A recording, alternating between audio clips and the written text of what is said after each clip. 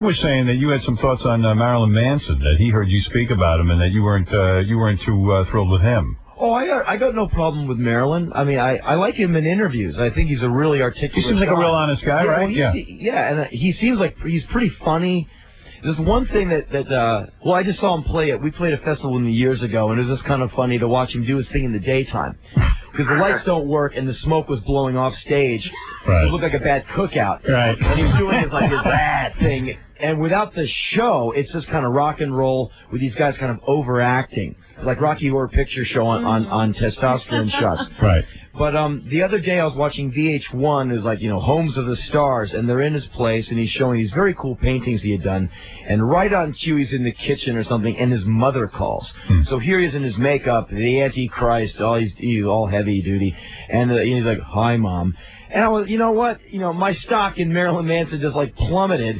If he's gonna be the Antichrist, don't get called by your mom. Right. I mean, I'd be, if my mom called and I'm Marilyn Manson, I would be saying "Mom, don't take this personally. I'm gonna kill you. I'm gonna kill you." Right. Stick to the character.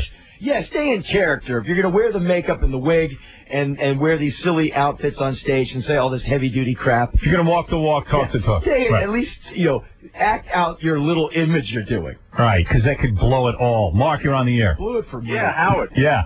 Listen, Henry Rollins, the scariest man alive. I banged a chick that was his girlfriend in L.A., a girl by the name of Nicole. This wild broad. I had anal with her, crazy sex, 3-on-1, and I figured if I was doing that with her, God knows what he was doing with her. You remember Nicole? Huh? I'm sure you... If I was banging her and doing that kind of stuff, the Rollins must be doing God knows what. I picture you being not a sensitive guy in bed. I think you like rough sex. I picture you going completely animal. Me, I don't think a woman has an easy time of it. Nothing in me that wants to hurt a woman. No, I don't mean hurt her, but I think you. No. I know what you mean. Yeah. He makes love, is what he's saying. Yeah, I like the being nice to the girl part. I don't like pulling someone's hair or tying them up or all the stuff I do. Hitting them so hard they have to bite the pillow out of pain. I see. So it's not so that's your image, but it isn't necessarily. No, I like the idea of vigorous. That's what I mean. Fun, enthusiastic, spirited. Yes. But you want her to be there with you. Well, yeah, and I want her to get off, too. Yeah. So I don't, Well, that's what I mean. You want her to be excited, I've been with women who want you to go way harder core. Right. Like, you do this, you're like, no, I'm not choking you. I don't want to go to jail. Yeah, I just don't want to inflict that kind of thing on anybody. Right, that's not your thing. Jeff, you're on the air. Go ahead. How you doing, Howard? Yeah. This guy wants to, put down U2 and Sting, and his music sucks. And he wants to act like such a tough guy. I'll come down there and clean the floors up with him. Oh, you see, tough guy. He's not being a he's just giving his opinion.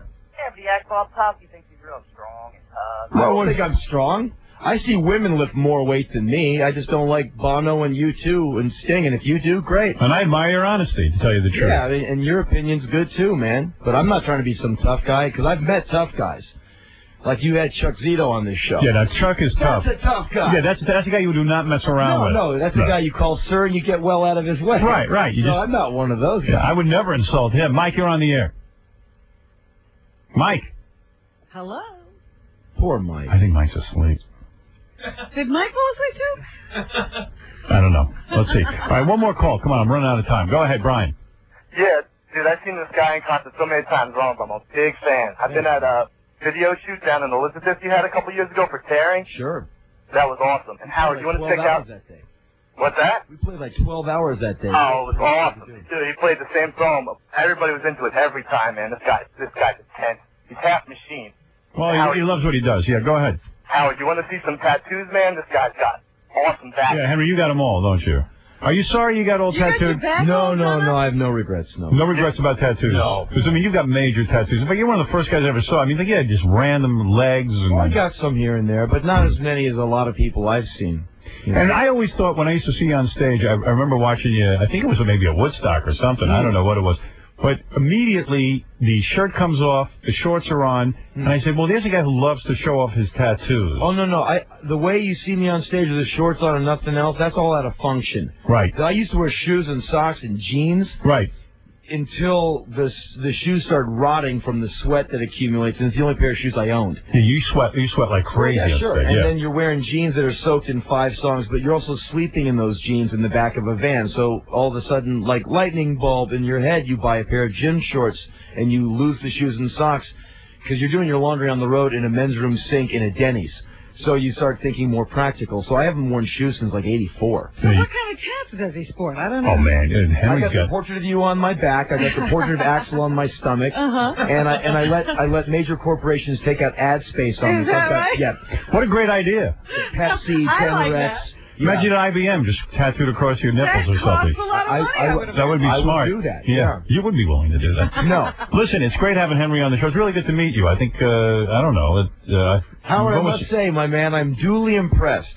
Well, I'm impressed, I thought too. I was going to come in here and you were going to do your thing and I was going to start, like, just throwing stuff against the wall. Do what thing? What is his thing? I was anxious to meet you, actually. Oh, well, I was anticipating this. I did not know what to expect, whether you're going to go for, like, good radio and, like, go for some lame move and I'd have to, like, chuck your toilet against the glass. I wonder what that would have been. Actually, that would have been good, too. Yeah, what could have gone that. What would I have done to you? I wouldn't invite you in here if I didn't like you. Well, I've just heard you, like, really decimate people. Well, yeah, if they're asswipes. Oh, okay. I mean, I didn't know how I occurred to you. No, you're a real honest guy. In fact, I read your book and talked about it on there. You carry a lot of weight, like my manager. Right. For my manager, you are like the great door of like access to America. And for years, he's like, "Go on, Howard, sir." I'm like, "I'm not going on there and getting flayed." He goes, "Pull your head out. Go on, Howard." And I said, "You know what, Richard?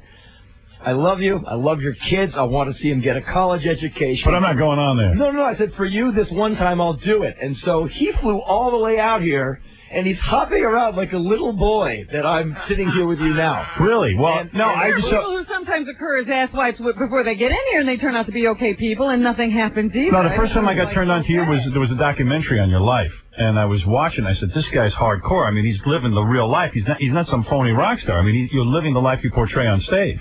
Well, I'm just a, guy trying to make it. No, so I always thought you'd be a great guest, and you were. Henry Rollins' new album, Rollins in the Rye, March 23rd at midnight. See Henry Rollins special on Comedy Central.